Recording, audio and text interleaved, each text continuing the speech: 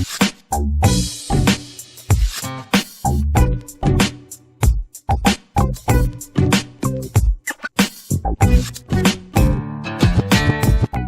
right, folks, welcome once again to the AGA's latest live stream with Michael Redmond, 9-Dan Professional. Welcome, Michael. Morning, Chris. See you. Well, it's morning for me anyway. I know it's very early, so I want to acknowledge that daylight savings time is taking effect. Not a problem for us here in the U.S., but I know you're up very early, and you're going to do a commentary for us. We'll talk about that in a second.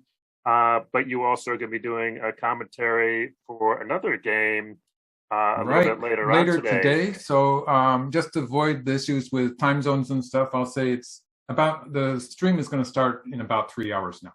Okay. So for me, it's the afternoon. Kim Jin-so, the top Korean, I'd call him the top Korean player. He just lost to Park Jung-wang, so it could be maybe not so sure anymore, but he's some people say he's the strongest player in the world. I sort of support that. So I'm calling him a top player. He's going to play against Ichiriki Ryo, who is a Japanese player in the LG Cup. And Ichiriki was the only player in the best 8 of quarterfinals from Japan. So he's the last hope of Japan. It turns out they played 3 games of the quarterfinals yesterday. In all 3 games, it was China versus Korea. And China won all 3 games. Wow. And even Shin Min-jung, who, he had such a, he seemed to have a one game at the beginning. And so I wasn't even following that game. Okay. And I had a live stream yesterday. As my live stream ended, people were telling me that somehow Shin Min-jung had messed up. My goodness. And I think he lost a big dragon in there. Korean Chinese players, so it's going to be KJ. It's going to be Yang Dingxing, who has been very prominent recently in Chinese play. He's been doing well in the World Championship. I think he did fairly well in the Samsung Cup.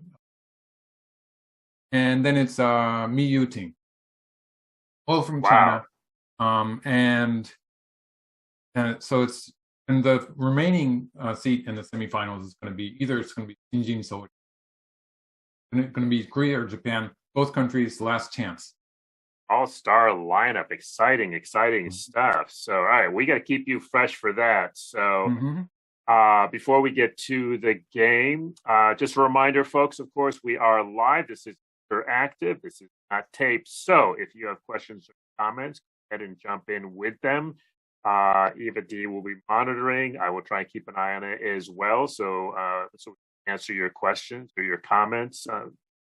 We like about doing it live as opposed to recorded. Also, you have some other news. Right. Yeah, tell us. Yeah, I was waiting for you to say that. I was just setting you up. So setting you up. To celebrate the fact that I have over 10,000 supporters. Woo-hoo. So yeah, that's a big deal. Yes.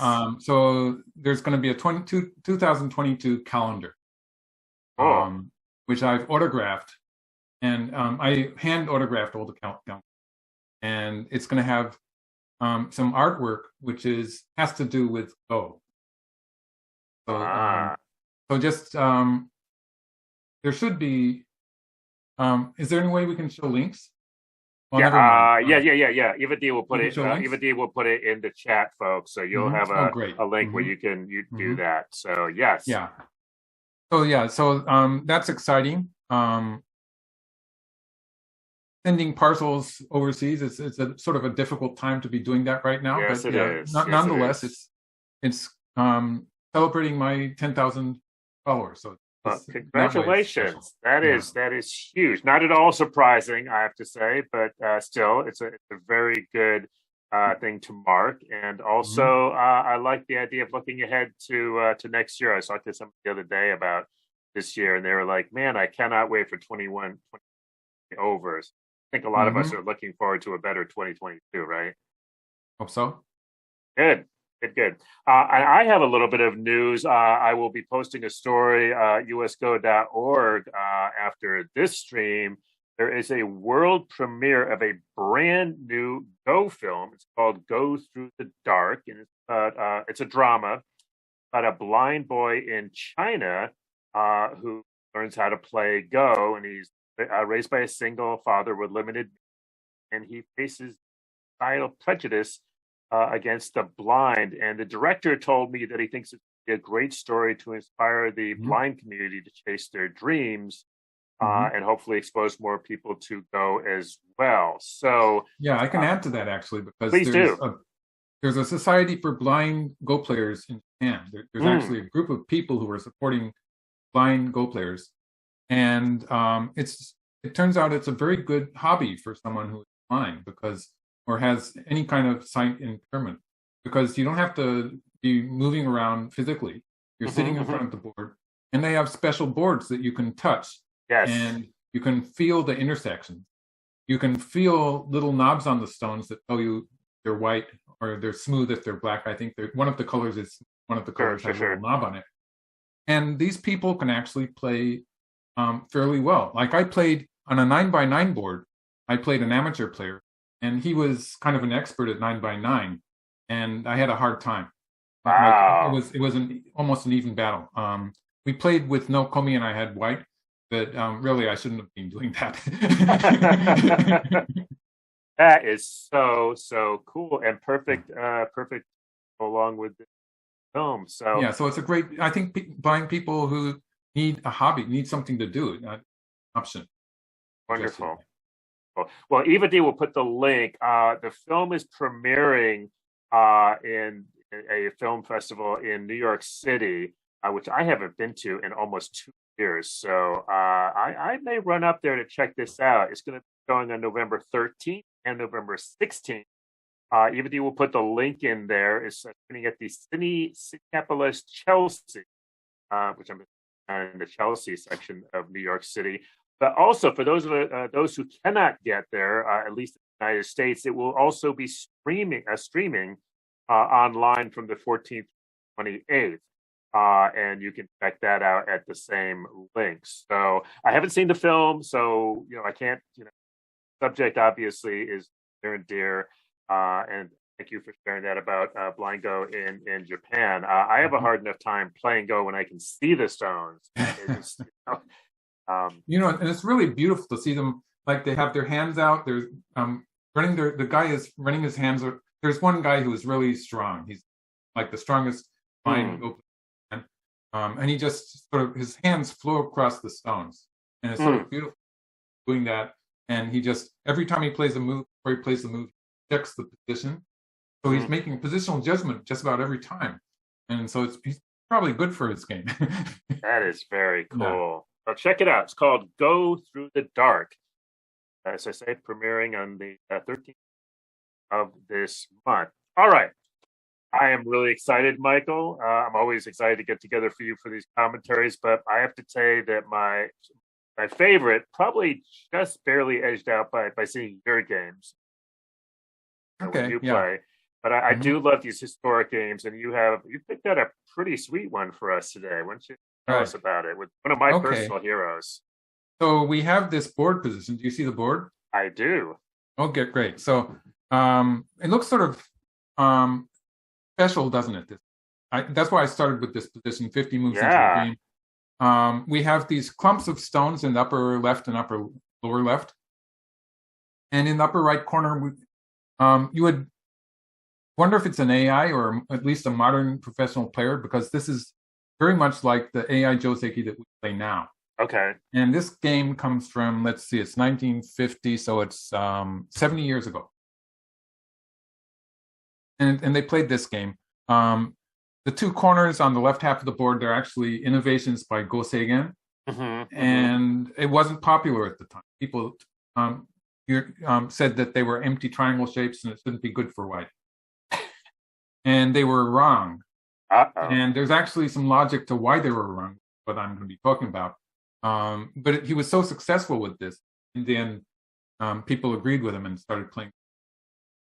It became a Joseki. So I wanted to show you this sort of, there's kind of it's sort of symmetric and sort of interesting view. In the lower right, also we have Joseki that was kind of a favorite of Go Seigen's. So white is Go Seigen, and black is Hashimoto Utaro, who was one of the strongest players of the time. Mm-hmm. He was still an 8-dan at the time. I think at this time in 1950, I'm not sure when the other 9-dans started, but it could be that it was just 2 9-dans in Japan at the time. Wow. It was, they were still sort of starting the new system. And so people were actually promoting to 9-dan. Before that, in the Edo era, it was like the Meijin, the one person who sort of governed the whole Go scene. If they had one, then he was sort of equivalent to 9-dan, but they didn't call him 9-dan. Mm-hmm. And then they had the Jun Meijin, which sort of translates to Vice Meijin, and there would just be one of those if they had one, or 0. And that would be equivalent to the 8-dan in that system. So the only people who had actual numbered ranks were, the highest would be 7. And so they changed all that, and Go Seigen was one of the first 9-dans in Japan. And the other was Fujisawa Kuranosuke. He was Kuranosuke at the time. He changed his name a lot. So he's, you might know him as Fujisawa Hosai. Right. I think he was the first 9-dan. Okay, let's get back to the beginning of the game. And so this game between Hashimoto Utaro and Go Seigen is from their second Jubango. So that's a best of 10 match. Mm-hmm. It's actually not a best of 10. It's a 10-game match. They play all of the 10-game match. And regardless of who wins, sometimes they drop it if one player is losing badly. And they starting with Senai-sen, which is, it means that Hashimoto has black 2 games out of 3. So it's sort of in 3-game sets where Hashimoto will play the first game with black and the third game with black, and Go Seigen plays the second game with black. And then they start again. So Hashimoto plays black in the 4th game also. And this is game number 4. And whoever wins, whoever gets an advantage of 4 wins is going to change the handicap. So it's going to change from Senai-sen to Sen, in which case Hashimoto would take black all the time. Mm-hmm. And so that would be very embarrassing.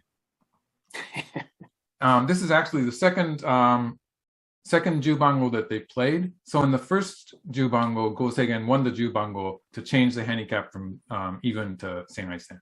Mm-hmm.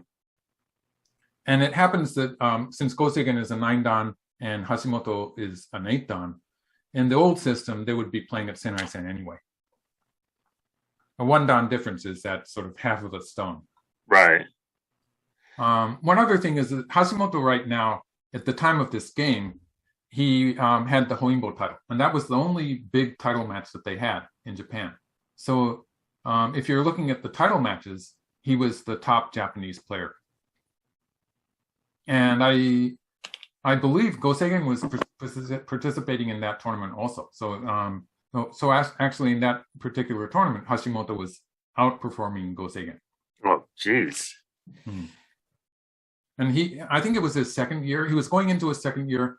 As this Juban was being played, he was actually playing a title match also. How would you compare, just because we're in the middle of LG Cup, how would you compare the level of competition then and now? Oh, in what way do you mean? Do you mean the level of play?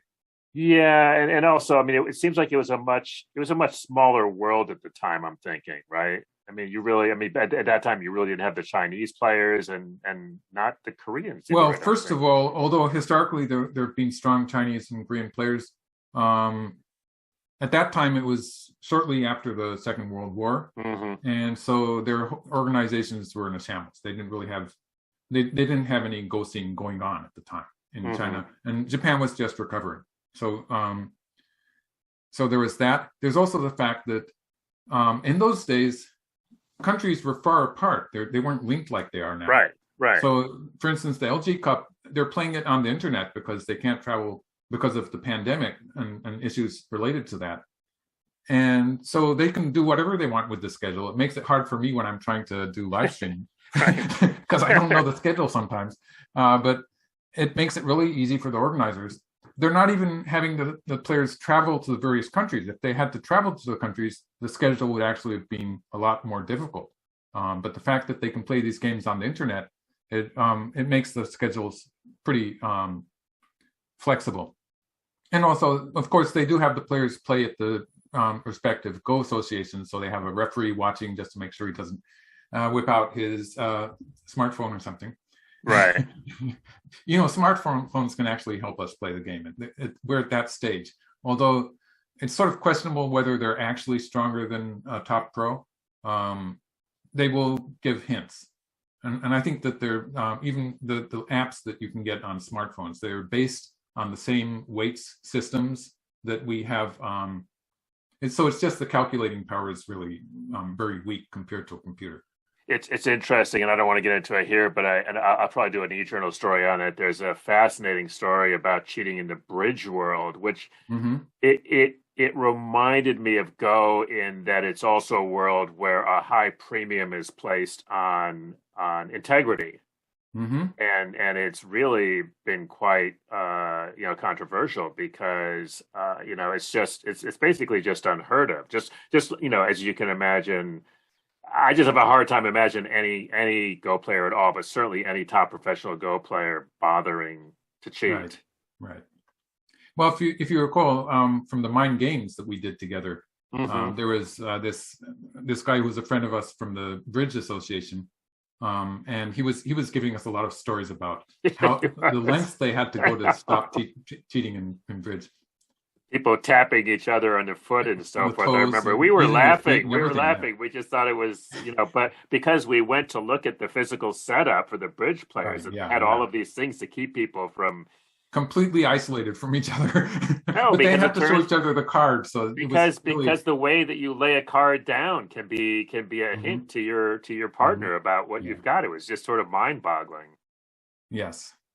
Anyway, back to the game. So that's I would say the level of Go is definitely highest historically right now, just because people are researching the game with AIs and improving our game. Definitely, I'd say so. Sure. Okay, so let's just get into the game a little bit. Yeah. Yep. So this joseki in the lower right, in some board positions, you can still see it suggested by a computer program. So it's not as if it's out of question, although computer programs almost always will play a knight's approach move or a one-space approach move in the corner like this. So if you have a position like this, if white's going to play towards the lower right corner, you usually see moves like this. Nowadays, you'd probably see white moves like this being suggested, or if white's going to play a pincer, this is one of the pincers that's still around and still suggested by computer programs. So the number of moves that people play is actually, at this point of the game, it's a bit limited compared to that time. But this move here, depending on the board position, it can still be played and can still be suggested by a computer. So it's not completely out of the works, and it's a favorite joseki that Go Seigen liked to play. It's one of his favorites. So this is where the game gets interesting. Of course, if you're a computer, then the suggested move is going to be pressing here. And actually, this move can still be played, the two-space jump. You'd think it was out of, not played anymore, but it is played. It's still in the one of the moves you can play. It was one of the, so you could play that, or black could play another pressing move, which would be more exciting. Might push through and cut in this case, and that'd get them into a fight. So this is more like a modern game, but he jumped. And this was just playing away from this two-space jump. I don't really advise it to most players, but it was another move that Go Seigen really liked to play. So, of course, the joseki move would be to play here. Or in more modern times, we started playing here. I think that computer programs tend to like the one-space jump better than the two-space extension. But both of these moves could have been played. Go Seigen just liked to play away. And you have to remember that this game, there's no komi. So white has to be a bit adventurous. So if we say that 6.5 komi is correct, then white is 6 or 7 points behind anyway to start with the game. So it's a difficult white has to mix things up a little bit. So that's part of the plan here. And so we come to this point, and this was a joseki that's hundreds of years old. It was, and now people have stopped playing it with black. We have a reason. So in the old times, it was sort of expected that white would just pull back here, and we would get to this joseki. And black is going to use sente to play this move in the lower left. That's a big move that black gets to play. So this is black's plan. Obviously, both players know this. It's like it's right there on the board. We talked about bridge previously. There's nothing hidden in Go. So all the information is on the board. Yeah. And so both players know what's going on. It's not as if there's anything that they're using statistics or guessing about. Right. So they know that this is what black wants to do. And Go Seigen plays this way. So it's basically the judgment of this position. The two players had a different judgment. So people would say that this white shape is clumpy and it's not good and stuff like that. And Go Seigen said, no, this is a very efficient shape. And I tend to agree with him, because you might look at that and say, it seems to have a lot of empty triangles and stuff. So isn't that bad? But there's something special here, is that you have to remember that actually white took a black stone at this point. So there's a hidden black stone inside that clump of white stones. And the result is that white actually just got one extra stone here for free. So if you imagine white's shape without that marked stone, there's no bad shape at all. And although it looks like an empty triangle, that white stone there that I've marked at B17, it's actually making some eye space for white. It's actually strengthening the white group. And so it's better than what you would think is a good shape. It's an improvement. Instead of being an empty triangle, it's white has captured a stone. It's a super efficient shape. And so it's better than the empty triangle. I mean, it's better than the shape without the empty triangle. Right. And so Go Seigen was right. And no one believed him. And they kept playing this against him. And he kept winning, and they eventually gave up. So by the time I came to Japan, it was agreed that this was good for white. But before Go Seigen, they'd been playing that other variation that I showed you probably for hundreds of years. It was a standard joseki, and everyone played it. But Go Seigen changed that. There's a lot of ways that Go Seigen changed the way people play Go. That's why he's one of my favorite players. Very similar to what the computers are doing to us now, sort of refuting our favorite moves. It makes it really difficult for players like me, who are sort of, to a certain extent, I'm established in my style. I have things I like to do. And it's tough for me when the computer tells me that it's all wrong. Who are you going to believe, the computer or hundreds of years of training, right? Well, I can play the computer, and then it creams me, and hard to argue with that. Like Go Seigen's opponents, I have to give up in the end. Okay, so here black. This is an interesting extension. Black could have played at K16. That would have been perfectly okay, but this is okay. So now white plays this. And so doesn't this look like a modern game? Yes, it White's does. Invading the 3-3 point this early. So it would have been perfectly okay for white to play something like this. I'd call this a normal move. And actually, if you research it with a computer, it's not going to be a big difference. I think depending on, in this case, approaching the move would be okay. This would have been, I think it might even be better, but it's the difference between these two moves, if you look at the point values that a computer gives to them, it's a difference that you shouldn't be worrying about. And so everyone talks about how people stop playing this joseki, it's no longer valid or anything, right? And how white doesn't play the hanesugi. When you have this extension here, it's still pretty valid in a way. But you can see that stone, the marked stone at L17, is a bit too close to the wall. So that's why black avoided that. And he's playing here. So this extension, this is also one of the most popular moves in modern games. So it looks very much like a modern Joseki. And they're playing the same sequence here. Black immediately kicked here. And again, when black plays the Hane here, locally black can play this move to cut white off, but it's really not worth it. Like white would just, white could play either side at this point. White could play here, or white could play on this side. Either way, this is not very good for black because white's playing on both sides. Black can't kill the corner, so it's not a success for black. So black didn't do that. Black just connected and played here. It's very similar to something we would see nowadays. And so now black plays this again. For hundreds of years before Go Seigen, this was considered the standard way to play. And then white would probably play some kind of an extension towards the side in this case. So this was the Joseki, and Go Seigen played a non-Joseki move, and this becomes the Joseki later. So actually black, in modern games, black is going to avoid this variation because it's not good for black. And again, we have the same clump here. So that's why I started showing these shapes in the left.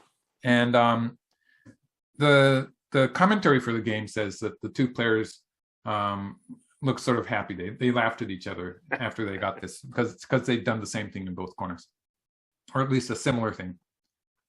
And these were the leading players of Japan, the two top players, you might say. So it was a very serious game, but they were enjoying it at the same time. So white floats in here. It's really hard to say where white should invade the black area. The lower side is important too. At any point, when I looked at this game with Katago, I think a lot of the time it was suggesting this move, just starting something from the lower side.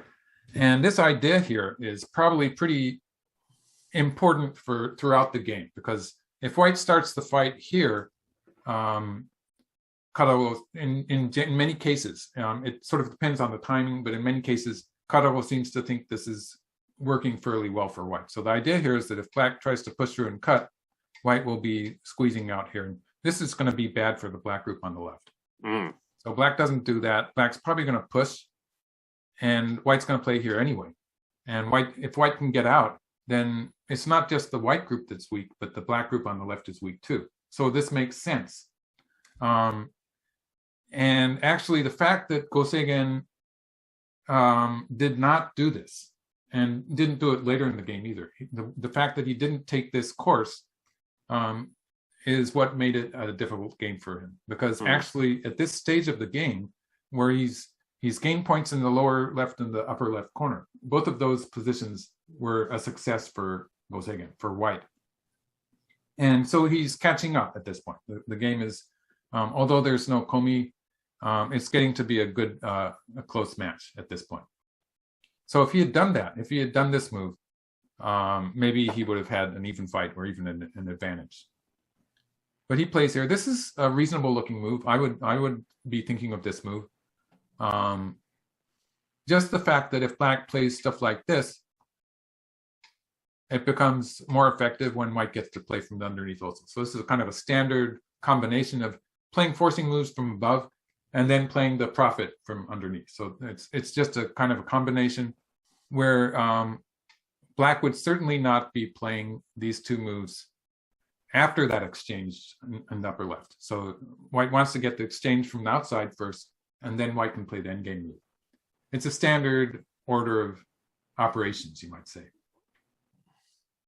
So black ignores it, and white jumps here. So this is the position I showed in the beginning, and it's still a point where white should be thinking about playing this move. Let's see, I probably made a variation for it here. Yeah, so just one more white move. He plays the Hane once, and this is where he should have been doing this. And so it's basically, in the game, white chose to play this move, and white is invading the lower side from the right half. So this is the side that seems to have more room. It seems to be in a safer place for white to be invading. But actually, white had to take the narrow side because black is not alive on the left there. White has to take the narrow side and split through there to create although the white group will be more weak, the fact that black has a weak group on the left is going to a certain extent, it evens up the fight and gives white some fighting chances.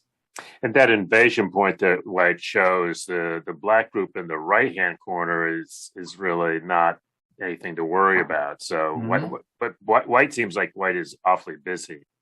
Right. Well, if we look at this shape, sort of the minimum size of territory is going to be something like this. And this is what we call the carpenter square shape. So if we put black stones down on these 2 points, and we assume this point is covered, then this is the carpenter's square, and it's a live shape. Yeah. I mean, it's a shape that if you look at it in a life and death problem, white will play at the 2-2 point at S2, and it's supposed to be a ko. In actual play, that sort of changes when there's empty libraries or black has stuff happening. It takes a lot of doing, is the bottom line. And the fact that it's a ko anyway makes it very difficult for white to kill this group. So it's already pretty close to being alive. So black plays this and like this. This is working really well for black. So you can see, as I was saying, that this was where white had to try to escape and break through. It's also when you have an unstable position like that. So black, but just the fact that there's this white stone inside black's position there, it means that that was not stable. That's why white was supposed to move out. It also sort of defines why these two moves are such good moves, because black is building on the weakest group. This is actually an area, the whole area here is an area that black has to be careful of, because if white gets out there, it's a big deal. It's going to be a problem. And so adding stones to that is very logical, and it's going to continue. So he continues adding stones to it like this. And he's just going to continue playing. So so you see he adds a third stone. And when black does this, as black does this, spreading out into the center, you can see that the security of this area, the core area of black's territory, the security of that is a lot better. And it's also, he's using that base to spread out into the center. So this is really important. It's something that happens all the time. In top professional games, quite often the opponent interferes. So this is kind of the rare example where it's working really well for black. I find that it's usually demonstrated very well in teaching games that I play. When I play a handicap game and I'm significantly stronger than my opponent, then generally if it's a handicap game, I'm playing with white and I have weak groups, right? So I'm going to add stones to those groups, and I'm going to try to build territories on them. And so as the game develops, it's my weakest groups that get these territories. Just because there's a difference in strength when I'm playing a teaching game, it means that I'm going to be doing a better job than my opponent. So I managed to make these little territories, and they started out as my weakest groups because those are the groups I'm worried about. So I think in this case, this is an example of black defending his weak point, and the result is he's going to get this huge territory here. And it's a good example of that he's doing this because that area was weak. So it's sort of counterintuitive, maybe. Sure. It's a very important point, I think. Yep. And white's doing the same thing here. White's also defending his weakest group. So it's very similar in that way. And white's going to get a territory. You might notice, just remember to underline my point. I'm going to tell you in advance that white's going to get a territory centered on this group too. Okay. Yeah. This move by black is very sharp. It's a sharp move. So the idea with this move is that if white pushes through, white actually did not push through here. If white pushes through, black's going to play here. And this is a peep. So maybe like this, and black can jump out here. So this would actually be a fight where white does not have the option of pushing through here, because this would just be, it's a double threat. So black gets the stones on the side. White would probably continue here. Black would have the opportunity to capture these stones, or maybe, I'm not sure which is better actually, but black would be able to capture the stones. and white would something like this. So black has a way to deal with that. So this kind of thing could happen. It could happen.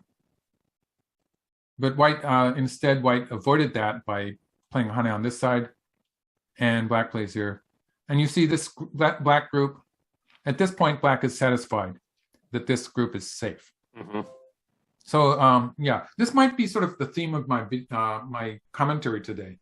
How the strength of various groups is defining whether the players are going to continue developing them or not. Because in this lower right corner, like there are big moves still, like pulling back here, for instance, is a really big move.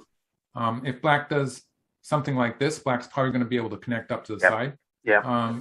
But it's if black is already alive in the corner, if we have a rough line, kind of a minimum of something like this, black doesn't need to worry about that. Right. So it's alive already, and black is not going to develop this territory. It ends up, let's see, it's going to be less than 10 points. It's going to be something like 8 or 9 points in the end. So it's actually going to shrink because black doesn't need to deal with it. Okay, forcing moves on the left side. Yeah, and white countered by threatening the center. So black is basically trying to, what black was trying to do is he was reinforcing this group, and I think he was going to attack the center. So I'm not sure exactly what point he was thinking of, but it would probably be somewhere around here next move. Next time black gets a chance, black was going to do that. He was just reinforcing his group in the upper left first.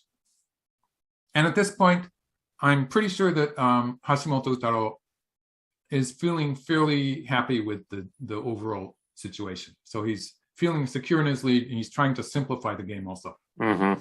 So that's why he's doing it a very methodological, a very methodological. Is that the right move? Now you got me confused. Methodical. There you go. Yeah, okay. We're gonna get comments on that in the chat. I'm trying to remember my English here. Okay. So and white is threatening again this area. So when white comes close to this area, every time white does that, Hashimoto is going to react to that. He's still being careful about this area, which with this white stone inside it, black still has to be careful about that. So he's taking care of that area. So he's going to play some forcing moves against white here. And this was an important move for white. White had to pull back because if white had covered, then black would have had the peep here. So in that case, black would probably just connect once, but black would have the peep next. So white pulls back, and black gets to push through and connect here. So with this, if white plays here, black's probably planning to cut here. And it looks like it's a dangerous fight for white.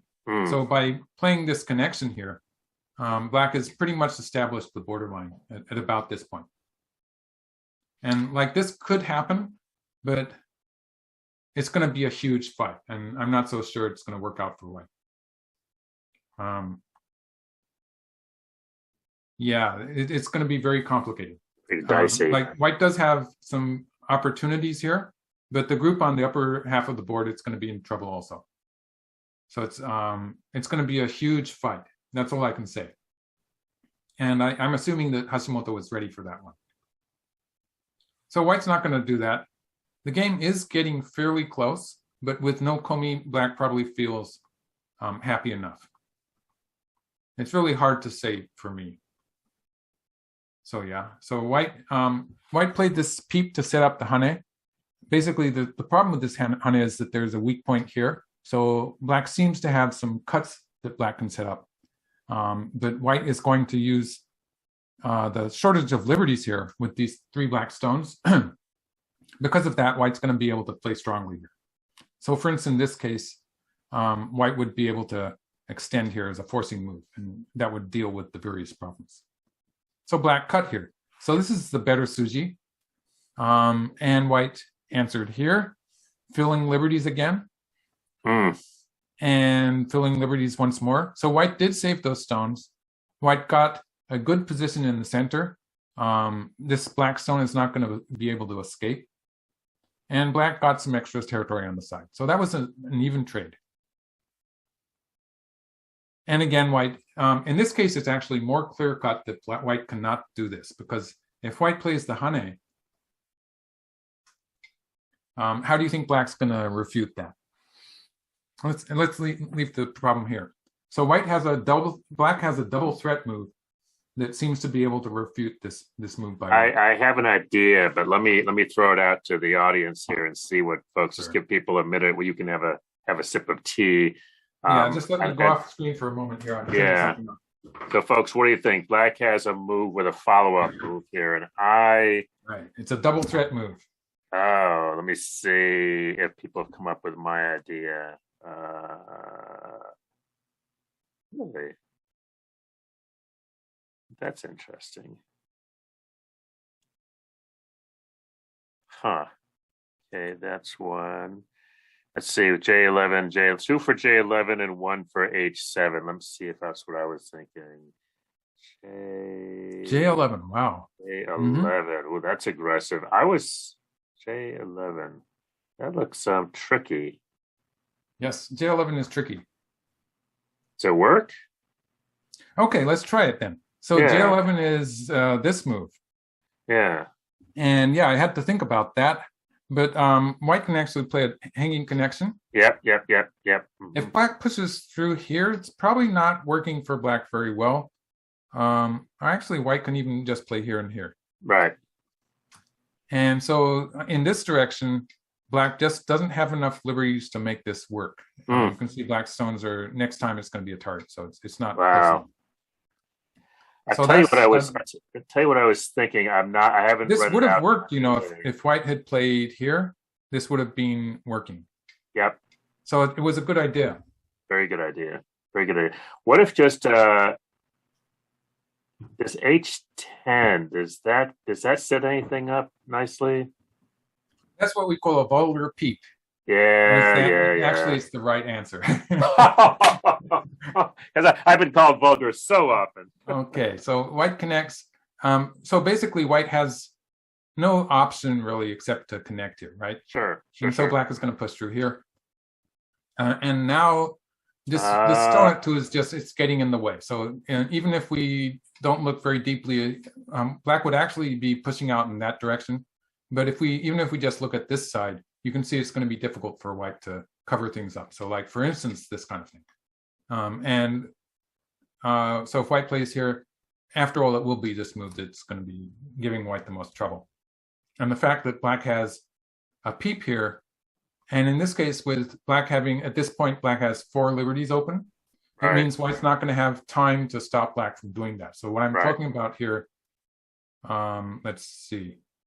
For instance, white's strongest move would be to cover here. And this it's going to be a double threat here.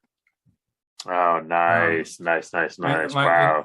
There's various problems. There's now that I look at it, there's this thing too that can happen. So it's bad on both sides. Man, so white just gets shredded. Yeah. Well, this group in the center, it's a group that I would still be thinking of it as a weak group, and of course the players also. White has to take care of this group in the center. This group in the center is, you might have noticed that Seigen was adding stones to it, to a great deal. Like all these moves here, each time white played a move close to this group in the center, it was improving the quality of the life of that group. So he's taking really good care of it. And he throughout the game, it's the danger point for white. White has to be very careful of this group. And so it's demonstrated here. And so white didn't have any. I was wondering about that move because it seems so slow, but yeah, no, it totally makes sense now. Right. And so you can see actually there is a little territory here, centered on white's weakest group in the game, and it's going to get bigger. White still is worried about it. The point is that even after this territory here, black still has some potential to at least squeeze the white group and force it to make 2 eyes or stuff like that. And pros just hate to have that happen to them. Right. Strong players, I should say. And so you're going to see white avoiding that by continuing to add stones to this group. So yeah, this is a big, now that the black territory is completely established, white feels free to play the endgame move. And this was big, but black doesn't have to answer the corner. So it was an exchange of big moves here. Yes, the endgame Tesuji. You know how I liked endgame Tesuji. Yes, a lot of you people do. don't find them exciting. I love them. All right, so the difference here is that we'll just ignore how this interacts with this side, because that would make it the explanation really complicated. If we just look at the corner area here, most players, a lot of players would just sort of automatically play here. Sure. And so let's circle a segment of black territory. So it's going to be, eventually it's going to be like this. Black will play the target at some point later in the game. So okay. Black's territory, it's going to be like, let's just surround this area and say it's 9 points in the corner, right? Mm-hmm. So so just remember that 9 point up to the Q line here. Right. And in the game, white plays here. And if black plays here and here, this is going to be a ko. So that ko would have to do with the life or death of the black group. So it's not a good idea for black. So black's in the game, black simply played here. If white plays here, black can cover here. And this is a double Atari, which white has no answer to. So at this point, white's going to back off. And it's going to be like this. So now we can surround this same area up to the Q line. Oh man! And it's only 7 points, so it's only 7 points. 2 points. Wow, that's huge. Just one endgame Tesuji made a difference of 2 points here. And like you do that 10 times, you've lost 20 points if you do the wrong move. Even I can do that math. Yeah. So like it's really easy to lose points in the endgame. Yep. And like it's not as if playing here would kill any white stones, right? So you would just blissfully go on with the game without knowing. So the mistakes you make in endgame positions, they're the silent killers. You don't notice. You probably don't even notice that. Well, if you go through it with an AI, the AI will tell you. Yeah, it'll tell you. But traditionally, you wouldn't even notice your mistakes in the endgame. Okay, here's significant that black pushed through here. This is a real, very simple idea that if black plays here, this was just a profitable exchange for white. And what white is trying to do is white is still sort of focusing on this area in the center. So instead, black pushes through. At this point, it's the ladder. So if white plays here, it's going to be the ladder. Yeah, it's going to be the ladder. Yeah. So so white can't do that. White covers. And instead of just taking here, in which case, if black takes there and white plays somewhere else, and black then cuts, of course, white is going to sacrifice the one stone, right? So it's important for black to play this peep first, when white cannot afford to sacrifice that stone. So actually, maybe I should have done it this way. So even if black peeps here, maybe white's going to sacrifice that stone and just keep the center territory. Because it's the territory here that is what white is trying to make, the territory in the center here. That's what's important. And this one stone here, it's not a big deal.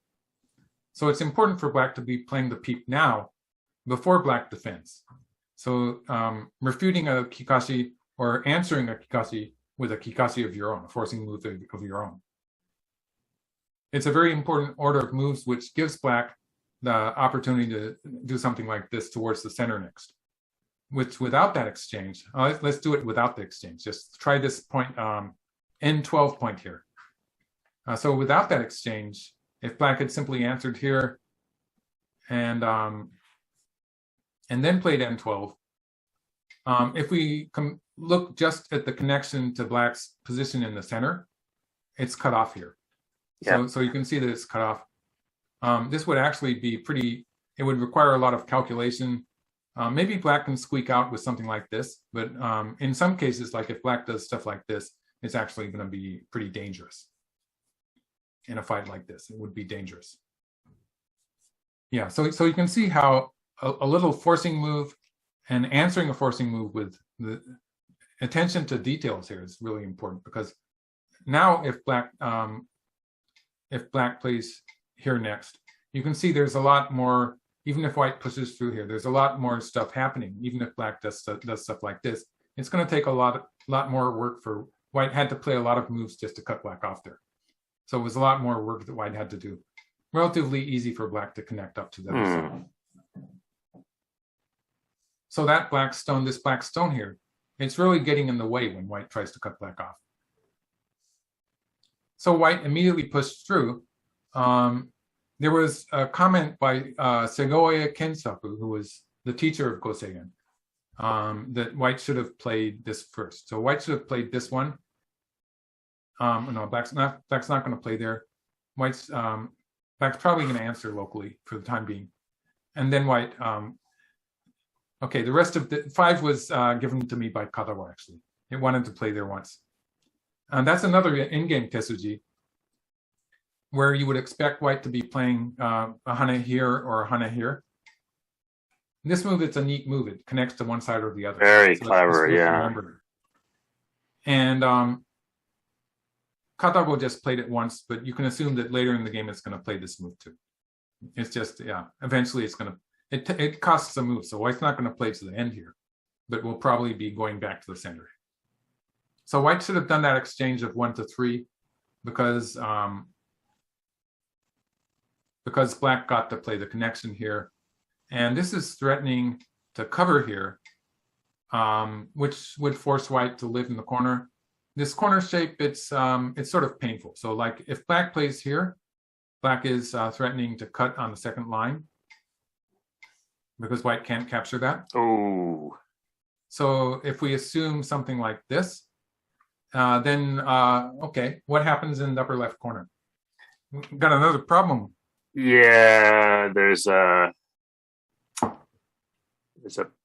placement. I mean, the A17 is the problem, but you can't do it straight away, right? You have something, I don't know, B9. There's a shortage of liberties coming out. Like a B19, maybe. I'm not sure. B19, yeah. A17 doesn't come into the thing here. Black. This is actually one of my it was one of my Tesuji problems. Ah, okay. Pretty much the same shape. So black can play from this side, although in an extreme case, sometimes white can get a ko here. So in this case, black would be getting to A17. Right. It would be a ko, usually bad for white. But black can avoid that possibility by starting from this side. If white plays anything towards the corner, black can crawl here, threatening a snapback. If white connects, it's already a dead shape.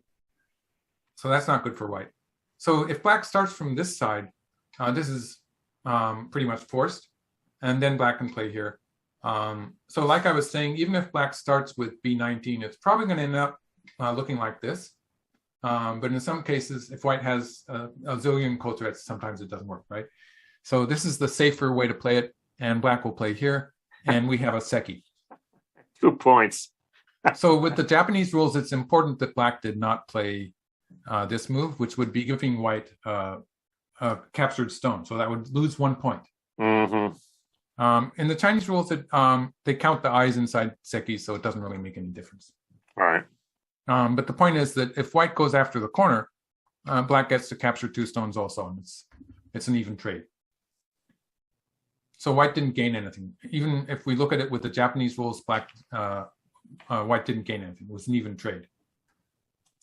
I think actually in the Chinese rules, it would be bad for white, if I calculated that correctly. So that's what happens in the corner. You can see all this bad stuff happened when white allowed black to cover it too. Maybe a bit too much detail. I know some people just don't like in-games. In-games are important. Love it. Just, yeah. This is, well, and here, let me just say something in defense of the detail, which is these kinds of shapes here are, especially this thing that's happening in the center, right? And there's been a bunch of moves where it just looks like they're very slow moves, but as you're showing, there's a lot of ways to die here. I mean, or lose. Really, the fact that white's making the borderline, trying to make it somewhere around here. If the border line was here, then white would be ending up in this small space somewhere around here and would have to divide it into two eyes, which would be putting a stone inside your own territory. Yeah. And strong players, as I said, they hate to do that. Hate to do that. So white's been spending a lot of moves, improving the weakest group. And you might have noticed that this group, which was alive all the time, white has never added a stone to it. That's right. That's right. White only added this stone because at the last moment, because it, as I showed you, it became necessary. Huge, yeah. And so you can see how they're adding stones to their weakest groups. The logic of it is very simple. It should be obvious. But in actual play, it's where people make a lot of mistakes. Which is why it's worth spending time on. Right. So this was a sharp move that actually cuts off the black stone. But at this point of the game, I think white gained just a little bit in this exchange where white ends up playing that move in the corner. So once black gets the bamboo joint here, this shape, once black gets this shape, it's any move on the side becomes very small. So before that, at this point, for instance, if black plays something like this, for instance, a white move here would be surrounding territory on the third line. But the moment black gets this bamboo joint, white's down to the second line and is probably going to be playing some moves on the first line. So for instance, something like this, you can see white's going to be getting down to the first line. Suddenly the side area, playing on the side area is small. It means that if black gets to play here, the corner is way bigger than the side. And so white's going to have to answer that. And then black covers here. White has to make two eyes. Suddenly it's 4 or 5 points. It's actually less than, if black plays this at the end of the game, it's just going to be 4 points. So it's somewhere around 5 points, even at this point. So you can see how white's territory quickly decreased. It shrank. All because black got to play this 19 point. And that wasn't a point that black could get to before this. At this point, if black plays here, white's going to be happy to play something on the outside, even this move. Because it's on the third line. That's a big territory. So you can see how this changes the value of moves, and the fact that in this pretty natural sequence, white ends up getting to play this move. In response to black's bamboo joint, it was super efficient. Now white has something like 8 points in the corner. Still a bit fluid, but it's a lot bigger than it was before. And here black is threatening ko, so if white plays away, black has the option of playing here and playing the ko. So that's dangerous for white. Oh, wow. Yeah, and so white answered that. I think the consensus at the time was that black would have won by more by playing here. And I asked Katago. Yeah, it's just like here. Black was winning anyway. Interesting. Okay. Yeah. But the players of the time had calculated that was, and I think it probably is better for black from the human viewpoint. Yeah. But Katago didn't care. Half a point, 5 points, whatever. So this was a clever sequence by white. But something important to note is that white's making a second eye right now for the whole group there. So this white group suddenly became a bit weak. And if we assume black at some point plays a stone here, then the two eyes that white has are very clearly defined. It's these two eyes. So it was important for white to be making these two eyes, basically. And so black is alive in the corner. By the way, if white ignores this cut and cuts here, what is black going to do?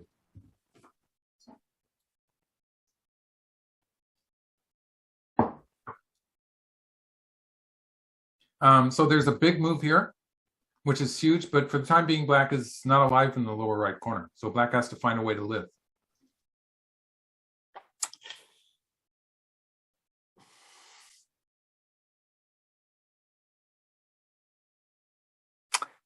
Wow. I mean, my first instinct is just something like R2, but... Yeah. You don't have to be fancy. That's correct. Okay. So it's important for black to be able to take Sente in the corner because black doesn't want to die. That would, even if black races the center, this would be bad.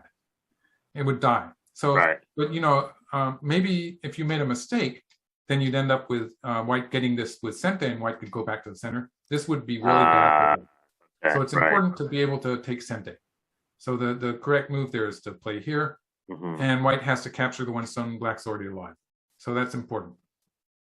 So white didn't do that, and black plays here after all. So this is, again, it's an important move. It's taking away this forcing move from white. So if black had just connected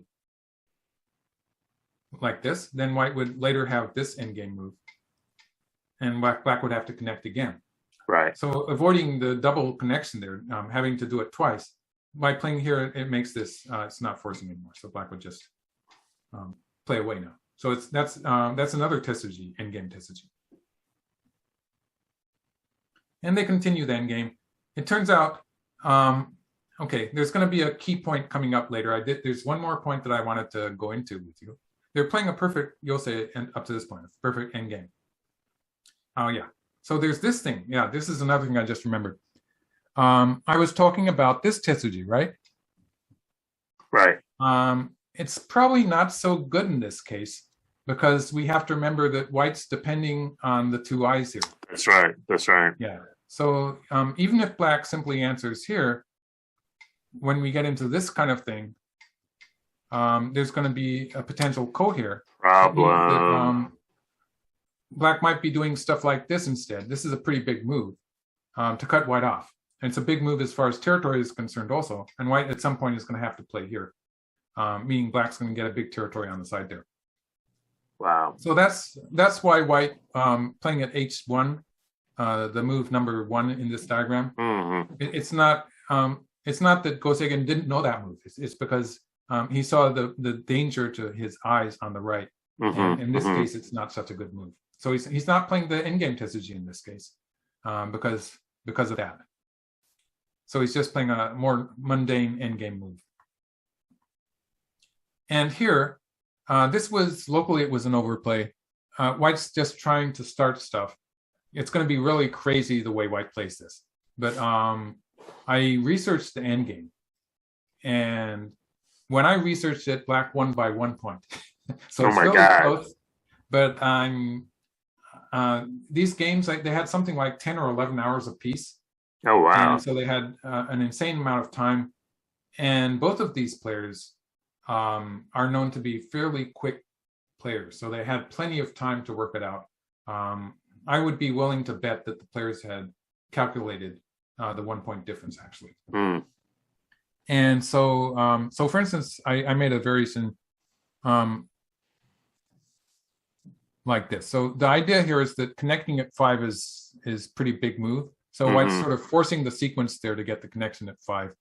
And after they're finished with this local position, the rest of the endgame is pretty easy. I mean, it's relatively, it's something that I can work out.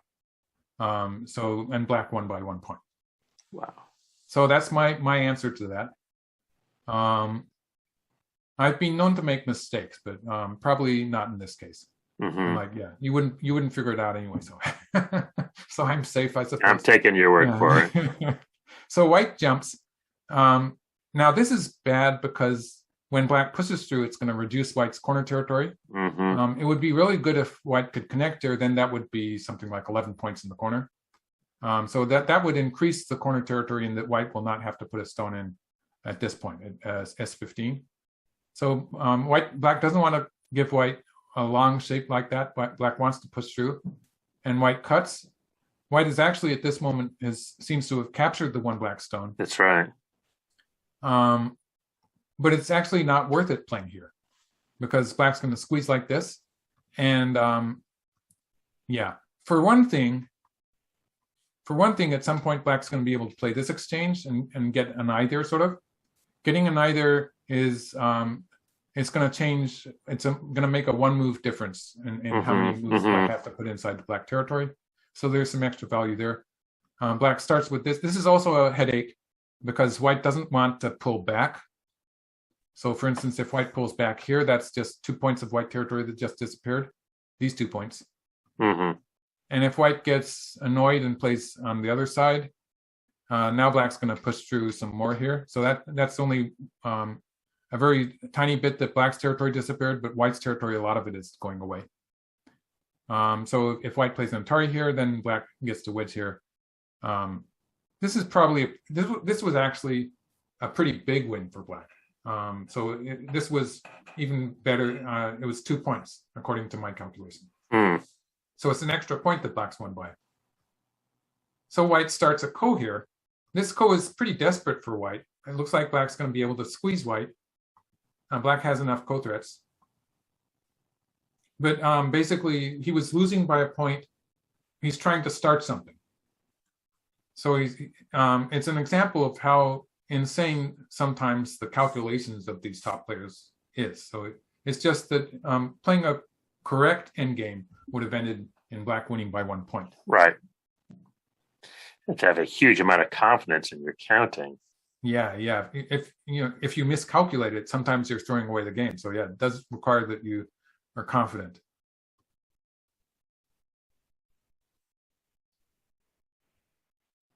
Yeah, so white plays this is a pretty huge endgame move here, which is, and then at some point, white's going to play here, and it's going to change the size of the black territory. So there's a kind of a potential squeeze in the works here. And this is big too, because it's creating a black territory here. So those 2 points were pretty much interchangeable. If black had finished the ko and allowed white to play here once, this would be threatening to cut off those black stones. Yeah. With a move here. White has this forcing move here, so they're cut off when white plays here. So that would be a sente endgame move.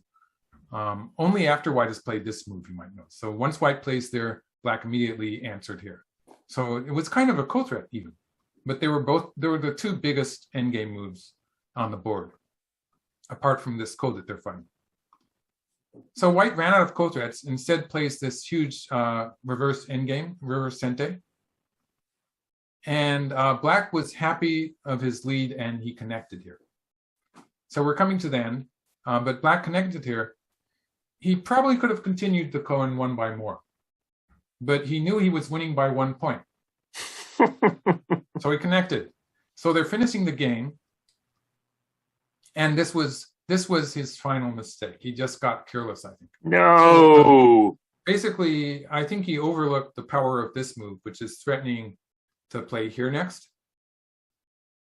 And if usually black would be able to gain a point while answering it, but it's bad because in this case, white would squeeze from this side, getting a lot of profit there in the center. Yeah. So black had to answer like this.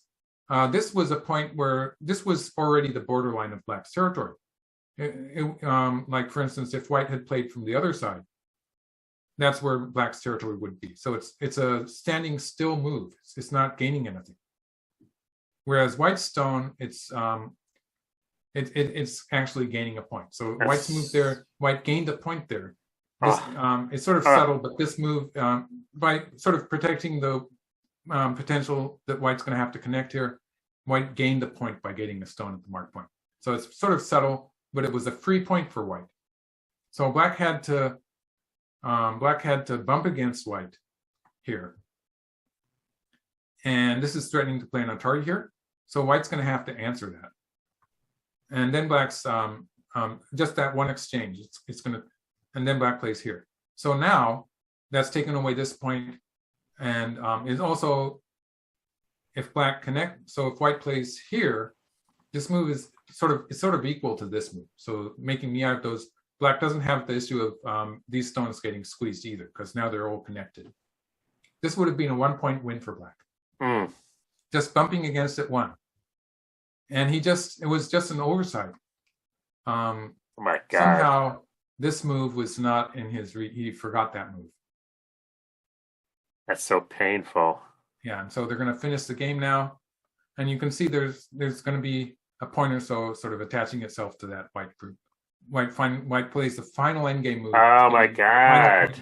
But that's actually worth 2 points because of B12 becomes a point as well. It's interesting because black didn't have any way to refute that. So like at this point, black could have played a stone there, but black has no way of having the cut next because this would be like this. Yep. It'd be worse than that. But for instance. That's just right. Yeah, And black still can't really cut white. So black did not have the option there. And so But yeah, White not only gets that point, but is in the process of doing that. White earlier on, but White also got the point here. So it was super effective, and it gained 1 point. Also, there's the fact that usually these white stones would have come into a tari. I forgot to tell you that, and White would have been putting a stone in here too. Oh, right, So that's another point. right. Yeah, that's another point. That it almost feels like how the AI. And so it looks like it's almost 2 points, but actually, various things sort of calculate to make it. It was only a 1 point difference when I played out the game and calculated. So this was a jigo then. Instead of being black winning by 1 point, it was a jigo. It was the 4th game of the 10-game match, and so at this point, it was 2 wins for Go Seigen. He beat Hashimoto's black once, so 2 wins for Go Seigen and 1 win for Hashimoto. And he went to Kado-1, which means he went to the verge of losing the match because at the 9th game, after the 9th game, it was 5 wins and 2 losses and 2 jigos. And so Go Seigen had to win only 1 more game to have a 4-win advantage and change the handicap.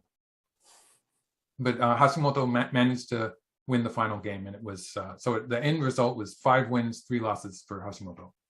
Wow. I mean, 5 wins for Go Seigen. For Go Seigen, yeah.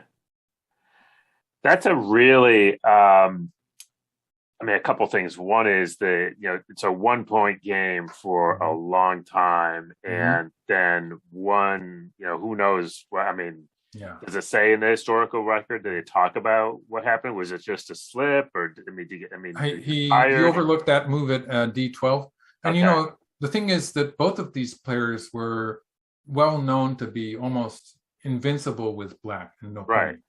Because at this time in Japan, like there was the Hoinbo tournament, they were starting to use komi. It was a newspaper sponsored knockout tournament, so it was elimination, 1 game elimination where you played a game, the loser was knocked out of the tournament, and so they had to have that. They decided they had to have a way to make it an even fight every time, so they started using komi, and so komi was pretty new at the time. They started with 4.5 points. They thought that was a lot. Seems like a lot. Now we have 6.5. People still have discussions about that, and some people aren't so sure that 6.5 is the right komi. But they have 7.5 in China. So most of the games were still played with no komi, and Go Seigen, I think they would count years when he did not lose with black. So he was playing all these top players. Some of them were other 8 dons and stuff like that. Naturally, he would be playing some of his games with black stones. For long periods of time, he would not lose with black. So I think he had a perfect record with black in this Jubango, for instance. Right. And Hashimoto also was pretty close to that. He was at that time, I would say he was the other strongest player of Japan. I forgot actually to give the historical context with the Kansai Kin. Do you want me to talk about that, or should we? That's important. Yeah, let's do that, and then we'll wrap up. Yeah, I forgot that too. Okay. In Japan, there was after the Go lost the money given to it by the government. There was a period when the government was supporting Go during the Edo era, and when they modernized the country, they stopped giving that money to various arts or culture. So culture really had to fend for itself for a while. And in the case of Go, they made various organizations, and it was kind of a chaos for a while. And at this point, they sort of coalesced into the one organization mostly. There were still some others, but it was mostly the Nihon Kin, or the Japanese Go Association, as we call it now. And they had players in Tokyo and in Osaka, which is the other main city of Japan, and then in Nagoya, which was in between them. It's also a very major city in Japan. So these were in central Japan, 3 big cities, and they had Go players in all of them. So the Nihon Kin had a branch in each city. But the players in Tokyo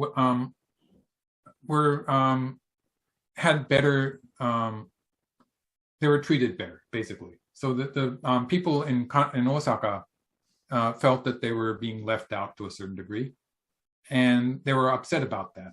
And then Hashimoto, who was a player who was in Osaka, he took the biggest title. So he was the Hoinbo, and that was the only tournament that they was sponsored at the time. So it was a really important tournament. So like these Jubango that were sponsored by a different newspaper, the Yomiuri newspaper, this was a big deal also, but it was a match that they chose Go Seigen to play against some certain player. It wasn't anything that all professionals were participating in. So it's kind of a different thing. But there's just this one important tournament, won by Hashimoto Utaro, and still they weren't getting any special treatment for players from Osaka. So they were very upset about this. And there was this big argument that they should break off from the Nihon Kin.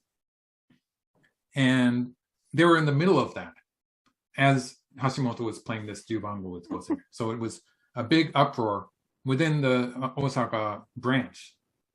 And they were having meetings and stuff. And it was really, probably really stressful. I don't know it firsthand, of course. And in the end, they did break off. So Hashimoto was one of the founding members of the Kansai Kin, which is still there. They still have the Kansai Kin. It's still very important. Some of our best players in Japan are from the Kansai Kin. And they still will not join Nihon Kin. It still has not been resolved, the problem they had. And they've never forgiven us, basically. So yeah, and Hashimoto was very adamant about that. He, to his death, he did not forgive the Nihon Kin for this problem. Wow. And he was a wonderful person. He was very nice. So personally, he didn't give us any trouble. Like a Go professional would go to Osaka, play games there. We were treated very well. But he was just very adamant that he would not rejoin the Nihon Kin. Well, so there's your bit of Go history for today, folks, and a wonderful commentary on the game. So that people can remember that when they meet a pro from Kansai Kin, they can remember that because it's confusing for people overseas, I think, to have these two organizations that are so friendly with each other, but they won't join. They can't. No, they can't because it's like it was kind of almost a deathbed wish. Yeah, having trouble with my English today. It's okay. No, I remember when I went to visit the Kansai Kin, and they were lovely and very polite and said only good things. But you could tell there was this little bit of tension, and they were very happy that we had come to visit. They've never really made me uncomfortable. They're wonderful people. Yeah, no, absolutely. So, well, good that Japan is big enough for the two. You know, I think that's probably a healthy thing. But. And both I think Nihon Kin still has a branch in Osaka, and those are the pros who refuse to split off from Nihon Kin. Interesting. Yeah, so they still have a branch. They have a branch in Osaka, Noria still. Wow. Well, some things go on no matter what in the end. So. Michael, wonderful. We've got to get you some rest because you've got another big game commentary coming up. So thank you for getting up. Yeah. Thank you for getting up early. Yeah. Thank you. Our viewers have to rest up a bit too, I suppose. That's right. It's going to be a long night for some people. All right. Don't forget, folks, Michael, in addition to the 10,000 followers on YouTube, now has his own Twitch channel. Check it out. It's just Michael Redmond wall to wall, which is a good thing. We appreciate Michael, you being with us. We appreciate all of you guys spending time with us. Our thanks, as always, to our producers, Stephen Hu and Eva-Dee Beech. Stay safe out there, everybody, and we will see you all next time. Take care.